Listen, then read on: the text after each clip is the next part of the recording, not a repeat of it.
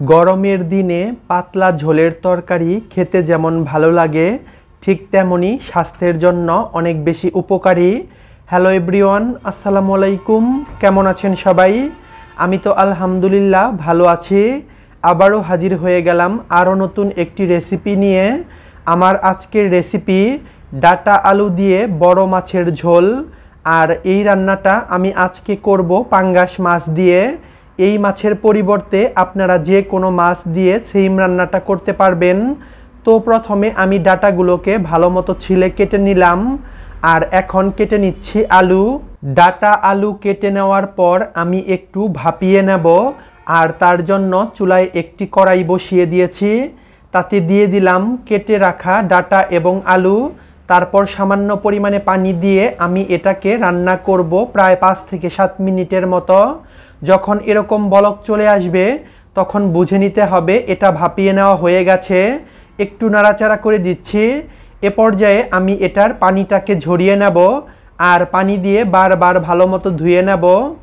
চুলায় আরও একটি কড়াই বসিয়ে দিয়েছি। তাতে দিয়ে দিলাম পর্যাপ্ত পরিমাণে সয়াবিন তেল। আর যেহেতু পাঙ্গাস মাছ, আর আমি মাছটাকে ভাজি করে রান্না করব, তেলটা ভালো মতো গরম হয়ে যাওয়ার পর আমি আগে থেকে ম্যারিনেট করে রাখা মাছগুলো দিয়ে ভাজি করে নিয়েছি। আর মাছগুলোকে হলুদ, মরিচ এবং লবণ দিয়ে ম্যারিনেট করেছিলাম।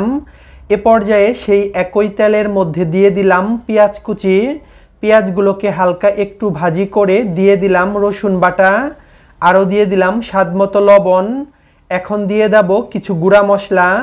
প্রথমে দিয়ে দিলাম জিরা গুঁড়া, ধনিয়া গুঁড়া এবং হলুদের গুঁড়া। আরও দিয়ে দিয়েছি স্বাদমতো মরিচের গুঁড়া। এ পর্যায়ে এই গুঁড়া মশলাগুলোকে ভালো মতো মিশিয়ে কষিয়ে নেব। আমি আনুমানিক 2 থেকে 3 মিনিটের মতো কষিয়ে নিয়েছি।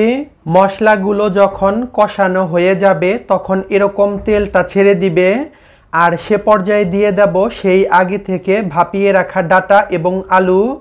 এ পর্যায়ে ডাটা এবং আলুর সাথে মশলাগুলোকে ভালো মতো মিশিয়ে নেব। তারপর ঢাকা দিয়ে আরও কষিয়ে নিয়েছি 4 থেকে 5 মিনিট। এ পর্যায়ে আবারও নাড়াচাড়া করে দিচ্ছি যাতে করে নিচে থেকে না লেগে যায়।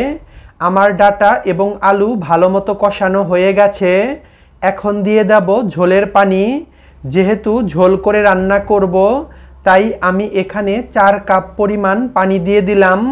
এটা হচ্ছে নর্মাল পানি। এ পর্যায়ে ঝোলের সাথে সব কিছু ভালো মতো মিশিয়ে নেব। এখন ঢাকা দিয়ে রান্না করব যতক্ষণ না পর্যন্ত ঝোলের পানিটা ভালো মতো ফুটে আসে। আর ঝোলের পানিটা ফুটে এসেছে।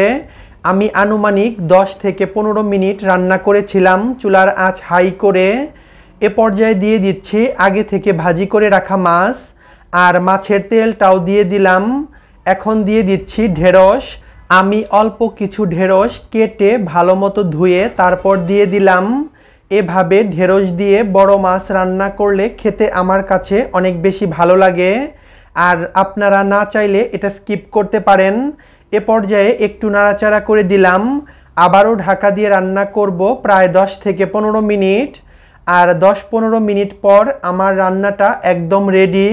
এ পর্যায়ে আমি ঝোলটা একটু চেক করে নেব, আর যদি এ পর্যায়ে কোনো কিছুর প্রয়োজন পড়ে তা অ্যাড করব।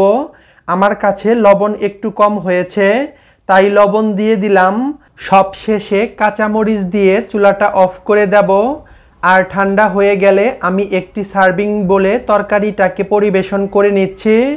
দেখতেই পাচ্ছেন তরকারির কালারটা ঠিক কতটা সুন্দর হয়েছে, আর খেতেও মাশাল্লাহ অনেক বেশি ইয়াম্মি হয়েছিল। তো হয়ে গেল আমার ডাটা আলু দিয়ে বড় মাছের ঝোল। একবার হলেও এভাবে বাসায় ট্রাই করবেন, আশা করি অনেক বেশি ভালো লাগবে। আমার রেসিপিগুলো যদি ভালো লাগে প্লিজ আমার ইউটিউব চ্যানেলটাকে সাবস্ক্রাইব করবেন। আর ফেসবুক পেজ এবং টিকটক থেকে দেখে থাকলে অবশ্যই ফলো দিয়ে আমার পাশে থাকবেন। আবারও দেখা হবে নতুন কোনো রেসিপিতে। সে পর্যন্ত সবাই সুস্থ এবং ভালো থাকবেন। আল্লাহ হাফেজ।